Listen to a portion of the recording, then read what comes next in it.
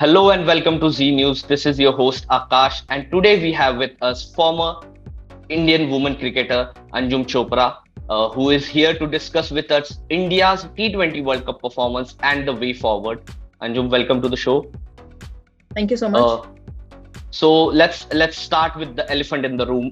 India lost to England. India was thrashed by England, and then the intent was questioned. What do you think about it? I think it's already a distant memory and in a past as well. So yeah, we all realize and we feel bad as cricketers, as broadcasters, as countrymen that India lost, didn't qualify for the finals, or was so one-sidedly beaten in the semi-finals. So yes, I do feel bad about it, but well, to say that we didn't have intent, I don't think that's the right word.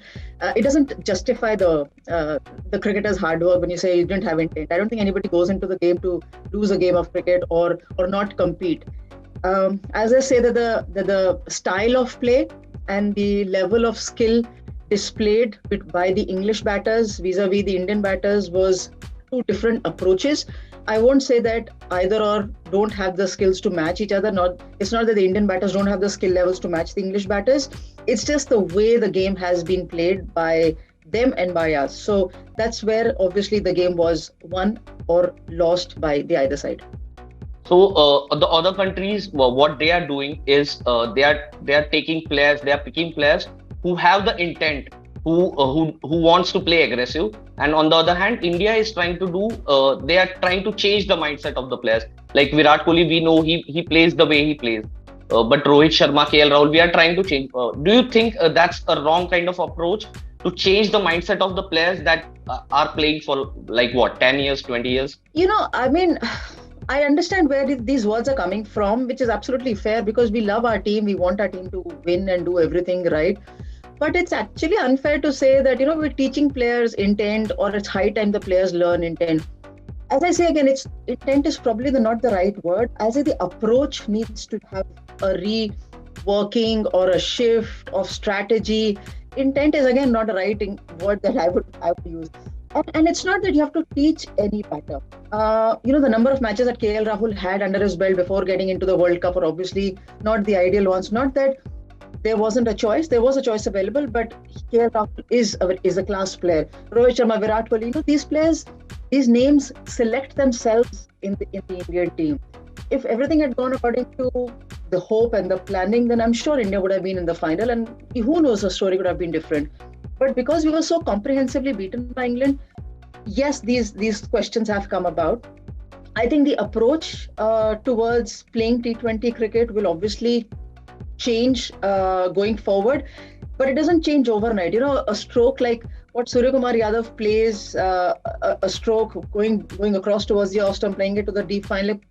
I mean, any player, ask him or her to practice that shot in the nets, it's not possible. And I'm telling you, it's not easy at all. Try it with a tennis ball and you'll know how difficult it is, even when there is no fear of getting hurt. So imagine him playing that shot. So it's not that it'll come overnight. It's years of planning, and certain skill levels are there with certain players, certain are not there. But yes, I do agree that as we proceed and go along, I'm sure the approach of playing a T20 game will definitely undergo a massive change how it is played by the Indian team. So massive change, you mean Hardik Pandya becoming the next captain in 2024 World Cup? So when I say a massive change, players don't make a massive change. It is the style of play which makes a massive change. The Indian captaincy was taken away from Virat Kohli in UAE 2021, saying that he was not the ideal captain because India lost. It was given to Rohit Sharma.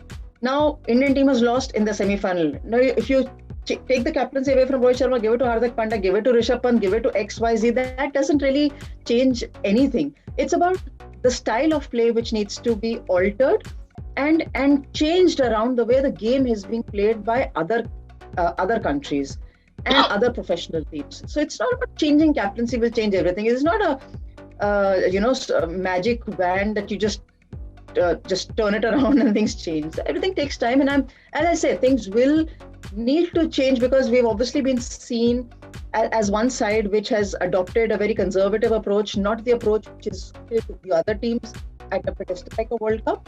So that will change. So how impressed are you with Hardik Pandya's captaincy in like He has captained in Ireland T20Is. Like right now, he is captaining the New Zealand against New Zealand as well.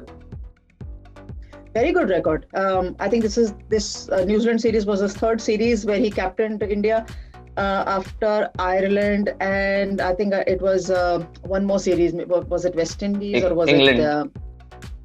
Yeah, England, Ireland. Sure, a couple of games I think in England. So it's obviously been very good. But again, it's just not just one person who will change the look and feel and how the game plays. It's everyone in total. It's not like just because he's captain, the responsibility lies only on the captain. That responsibility at this level lies with every player who's part of that squad. And as I say, everyone realizes that, everyone knows that, but it's just having that right plan being implemented on that day, which is the big day. So BCCI sacked the selection committee after the disastrous World Cup, like not the disaster, the one disaster match. Do you think that's a hint that India will be changing the approach in T20 cricket? So what is selection committees getting sacked got to do with changing the approach with cricket? I don't think these two things. Changing the players, maybe. No, it doesn't work that way. Players play the cricket on the ground. Selectors pick the team off the ground. Both don't. They do reflect on each other. Obviously, the required skill sets must be there in that chosen 15. That much I can understand. But the selectors getting sacked, or the players losing, or the players winning, I think the approach is very different to both the areas. Okay. Another name that is very evidently getting snubbed is Sanju Samson. He is not getting much number of matches. What do you think is the reason behind it, and how do you look at it? Yeah, it's sad that he's a quality player like Sanju is not able to get into the playing 11. But if you look at the playing 11, especially if you talk about the last 3 T20s against New Zealand, you had Ishan Kishan and Rishabh Pant opening. Now to get in another a wicket keeper opening bat or a top order bat, where would you draft that player in? And quality batters have been sitting out as well. It's not that only Sanju Samson has been waiting for his chances, but today it is Sanju Samson, tomorrow it might be somebody else, the following day could be some other batter, because India has that kind of batting depth or the ability in their ranks as well. So it's unfortunate. We might see Sanju Samson in the playing 11 in the ODIs. Not sure, because again, for Indian team to balance their playing 11, if you are looking to play 6 batters, then obviously you have to go in with 5 bowlers, and a 5 bowler strategy with Shahbaz Ahmed, which I'm just hearing is not making it to New Zealand, then it might become very difficult to draft in just the 5 bowlers. Probably India might look to go in with 6 bowling options, and it's a 50 over game, you might look to have an option as well. So the moment you look for a 6th bowling option, then one of the batters has to miss that boat, and who that batter could be, only after the toss happens and the team sheets are exchanged, we'll know that. But again, it's a very difficult scenario to squeeze in all the top order batters in the playing 11 at one given time.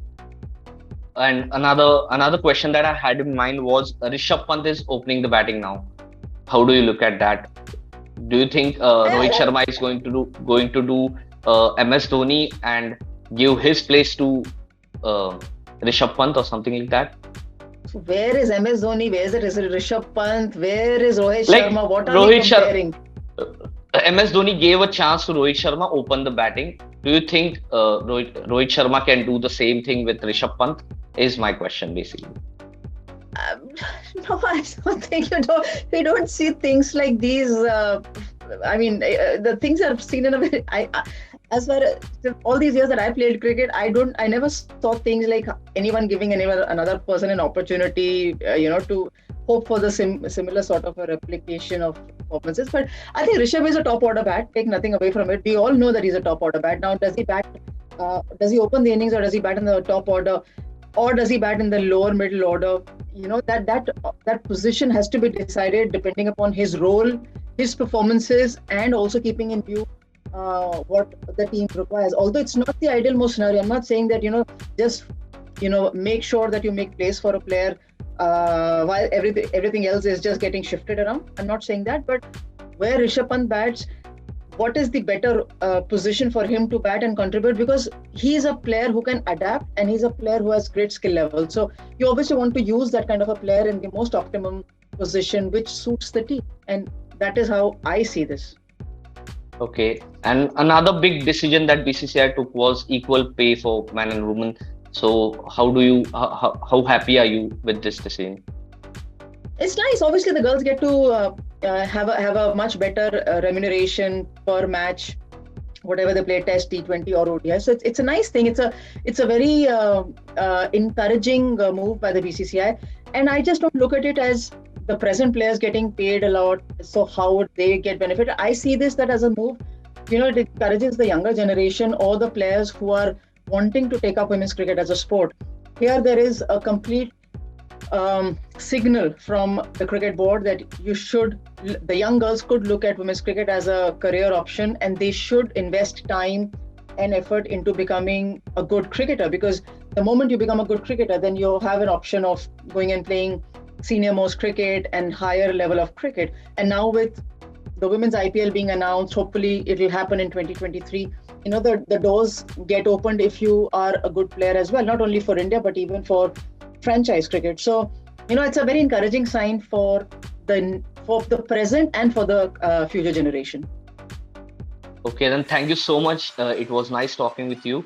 So this was Anjum Chopra. For more cricket related updates, stay tuned with Z News.